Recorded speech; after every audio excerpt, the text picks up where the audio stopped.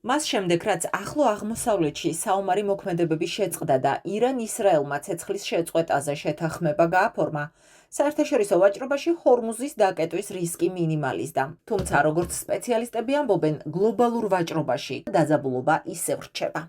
ირან-ისრაელს შორის დამყარებული მშვიდობა ტვირთმფლობელთა დიდი ნაწილისთვის საიმედო არაა. მათ კითხვები და არასტაბილურობის განცდა რჩებათ და ფრთხილობენ. ცდილობენ ლოგისტიკისთვის ალტერნატიული დერეფნები მოიძიონ.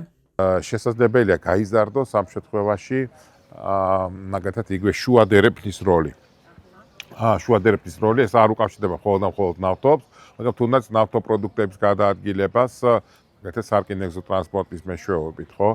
და იგივე საავტომობილო ცისტერნებით მაგალითად და ნავთობსადენის თავისთავად. თუ ირანში დაძაბულობა იქნება, აი სწორედ ჩრდილოეთ სამხრეთის გზის მნიშვნელობა შედარებით შემცირდება ტვირთების გადაადგილებაში.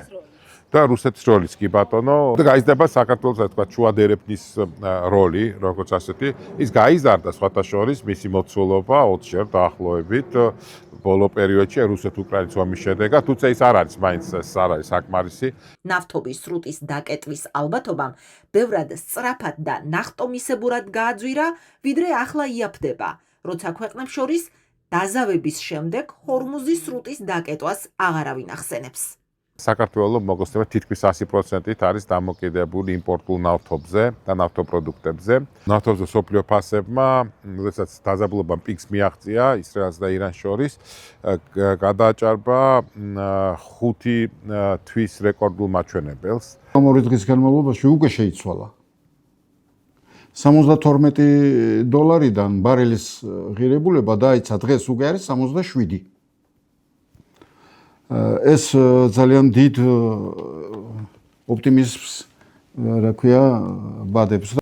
მოიმატა და ამას მეც აღნიშნავდი, კომპანიებიც აღნიშნავდა, იმიტომ რომ კომპანიები განსაკუთრებულად დარტყმის ქვეშ დგებოდა აი ამ გაურკვეველ სიტუაციაში, იმიტომ რომ მან უნდა განსაზღვროს იმ დღეს საყიდელი პროდუქტი, იმ დღევანდელი კურსით, იმ დღევანდელი ესე ვთქვათ პლაცის ღირებულობით.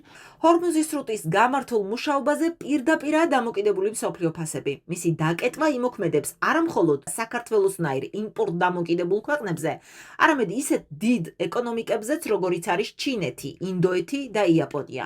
საქართველოში ზაფხულზე იმატებს ტურისტი, იმატებს ტრანზიტები ძალიან და რასაკვირველია, გვჭირდება ჩვენ ესე ვთქვათ უფრო თავისუფალი ფასები და უფრო ესე ვთქვათ დიფერენცირებული ბაზრები, ხო? აი არის ახლის თავი დამართული, ახლა ვიღაცას ეს აწყობს. ეხლა ჩვენი ძირითადი მომწოდებელი ქვეყნები არის პირდაპირ ვიტყვი, რუსეთი, ბელარუსი, ბულგარეთი, რუმინეთი და ასევე საბერძნეთი. რადგან ნავთობის შესაბამისად საწვავის ფასი ლოგისტიკაში ერთ-ერთი უმთავრესი მდგენელია, ლოგიკურად მისი გაძვირება ყველა ტიპის პროდუქტს აძვირებს.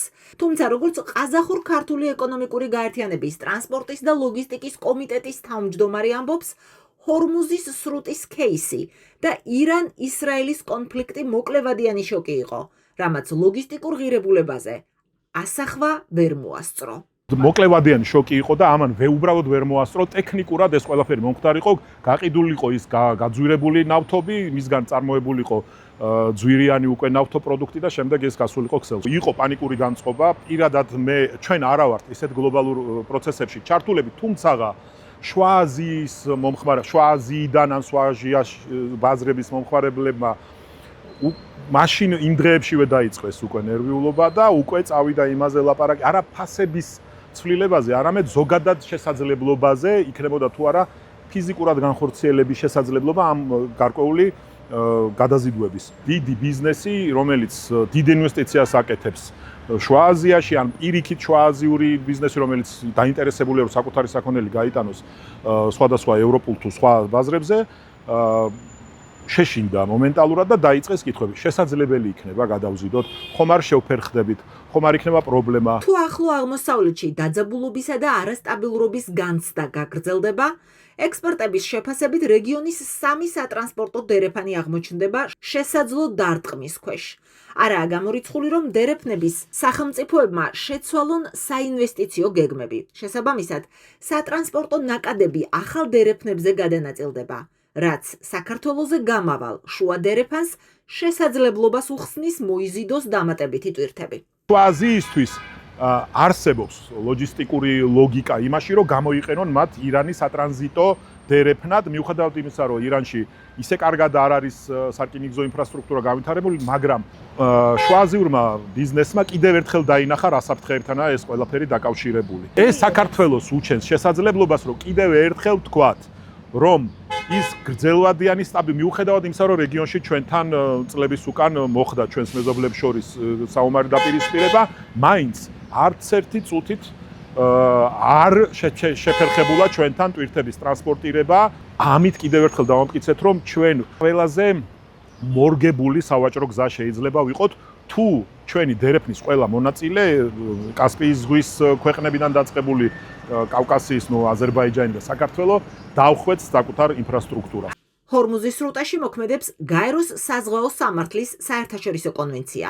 ის გემებს სრუტეში ტრანზიტით გავლის უფლებას ანიჭებს, მაგრამ ირანს ამ კონვენციის რატიფიცირება არ მოუხდენია. ამ კონვენციისთვის ხელი არც ამერიკის შეერთებულ შტატებს აქვს მოწერილი.